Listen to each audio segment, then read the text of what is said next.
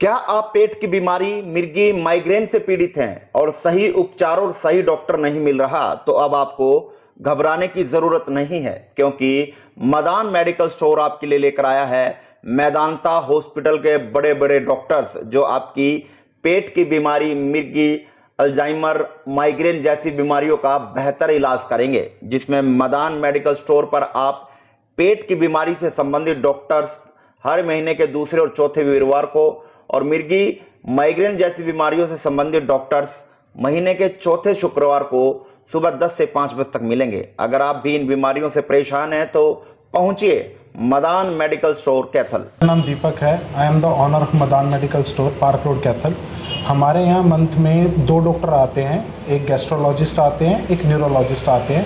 Gastrology पेट से संबंधित सभी बीमारियों के लिए, जैसे लीवर के रिलेटेड हो गया, गैस्ट्रिक इश्यूज़ हो गए, उस चीज़ के लिए आते हैं। और न्यूरो जो हमारे आते हैं वो जैसे स्पाइन की प्रॉब्लम, माइग्रेन की दिक्कत हो गई, किसी को चलने में प्रॉब्लम है, वेरिकोज वेन्स के इश्यूज़ हो गए, उसके लिए आते हैं। जो गैस्ट्रोलॉजिस्ट है वो हमारे मंथ में 2 बार आते हैं, सेकेंड एंड फोर्थ थर्सडे। और जो न्यूरोलॉजिस्ट है वो हमारे मंथ में 1 ही बार आते हैं, फोर्थ फ्राइडे को। जो गैस्ट्रोलॉजिस्ट है आज हमारे आए हुए हैं पेट से संबंधित सभी बीमारियों के लिए। पेशेंट अपने परामर्श के लिए यहाँ आए हुए थे, तो आज हम उनसे बात करवाते हैं। डॉक्टर शुभम मेहता जी डॉक्टर साहब बताएं, आज कैथल में पहुंचे हैं मैदान से आप, और क्या कुछ बीमारियों को लेकर आज पेशेंट से बातचीत की, जो मरीज पहुंचे हैं? नमस्कार जी, मेरा नाम डॉक्टर शुभम मेहता है और मैं मेदांता में एक गैस्ट्रोएंटरोलॉजिस्ट हूँ। जैसे कि दीपक जी ने बताया, गैस्ट्रोएंटरोलॉजिस्ट पेट से संबंधित बीमारियों का इलाज करता है। तो जैसे आज हमारी ओपीडी में पेट में गैस से संबंधित पेशेंट्स थे, फैटी लिवर के पेशेंट्स थे, दस्त व उल्टी के पेशेंट्स थे। इसके अलावा हम लोग लिवर से संबंधित दिक्कतें जैसे लिवर सिरोसिस, फैटी लिवर जैसे मैंने बताया, कॉन्स्टिपेशन व अन्य पेट की बीमारियों का इलाज करते हैं। जी, तो कौन कौन से आज आपने दवाइयाँ दी, किसको क्या कुछ सिर्फ चेकअप किया है या दवाइयाँ भी देते हैं साथ में? तो हम यहाँ पर अभी हमने फ़िलहाल ओपीडी स्टार्ट की है। जैसे बताया गया कि हर दूसरे और चौथे वीरवार को ओपीडी होगी। ओपीडी में हम मरीज़ों की जांच करते हैं, उन्हें जो ब्लड टेस्ट हमें लगता है रिकमेंड करते हैं, वह मेडिसिन्स देते हैं।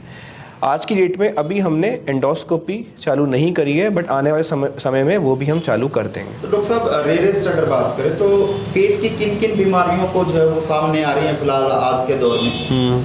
तो अगर आज की डेट में हम देखें, सबसे इम्पोर्टेंट बीमारी जो गैस्ट्रो संबंधित आ रही है वो है फैटी लिवर। पहले जो 20 साल पहले इंडिया में केवल 5 से 10% लोगों को फैटी लिवर था, लेकिन जैसे जैसे लोग बड़े शहरों की तरफ जा रहे हैं, हमारा रहन सहन, खाना पीना चेंज हो रहा है, फैटी फूड या फ्राइड फूड की तरफ ज़्यादा जा रहा है, तो फैटी लिवर की संख्या भी इंडिया में बढ़ गई है। आज की डेट में 40% इंडियंस, 40% भारतीय फैटी लिवर से जूझ रहे हैं। फैटी लिवर का प्रॉब्लम ये होता है कि फैटी लिवर मोस्ट केसेस में पकड़ में नहीं आता है, और जब पकड़ में आता है तब तक काफ़ी लेट हो चुका होता है। इंडिया में हम इंडिया में हम क्या करते हैं कि किसी को भी गैस बनती है तो कोई भी डॉक्टर एक अल्ट्रासाउंड लिख देता है, तो उस अल्ट्रासाउंड में फैटी लिवर आ जाता है और वो करके मरीज़ हमारे पास आता है। तो फैटी लिवर एक बीमारी है जो हम आजकल बहुत देख रहे हैं।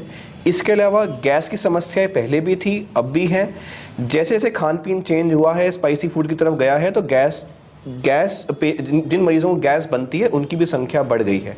तो ये 2 किस्म के मरीज़ हैं जो हम आजकल अधिकतर तौर पर देख रहे हैं। तो मोस्टली अगर बात करें बीमारियों को लेकर बात करें तो किस कारण ये बीमारियां हो रही हैं? क्या कारण आजकल देखा जा सकता है कि बीमारियों से लोग ग्रसित हो रहे हैं? तो इंग्लिश में एक ना बहुत अच्छी कहावत है, prevention is better than cure. तो अभी ये जो बीमारी हो रही है, जैसे मैंने बताया, हम एक्सरसाइज करना भूल गए हैं और हमारा खान पीन नॉर्मल रोटी सब्जी से दूर होके पिज़्ज़ा या फास्ट फूड की तरफ चला गया है। तो अगर हम देखें, कैलोरी का इम्बैलेंस हो गया है। जितनी कैलोरी हम खा रहे हैं उससे कम कंज्यूम हो रही हैं, तो वो चर्बी की फॉर्म में लिवर के फैट की फॉर्म में ये डिपॉजिट हो जाती हैं, और ये चीज़ जो है आगे जाके प्रॉब्लम देती है, चाहे वो गैस हो गई, चाहे वो फैटी लिवर हो गया, चाहे वो उल्टी की समस्या हो गई, दर्द की दिक्कत हो गई। तो समस्या सिर्फ यहाँ पर आप सिर्फ समस्या देखते हैं और उसके इलाज के लिए क्या टेस्ट वगैरह भी करते हैं कुछ या दवाइयाँ? हम ब्लड टेस्ट ब्लड टेस्ट की जांच बता देते हैं मरीज को क्या करनी है और दवाई लिख देते हैं जो उनके पास ब्लड टेस्ट होता है उसके आधार पे। गैस्ट्रोएंटरोलॉजिस्ट का एक और काम होता है कि जिन मरीजों को एंडोस्कोपी या मुंह के रास्ते पाइप की जांच की ज़रूरत है वो जांच करे।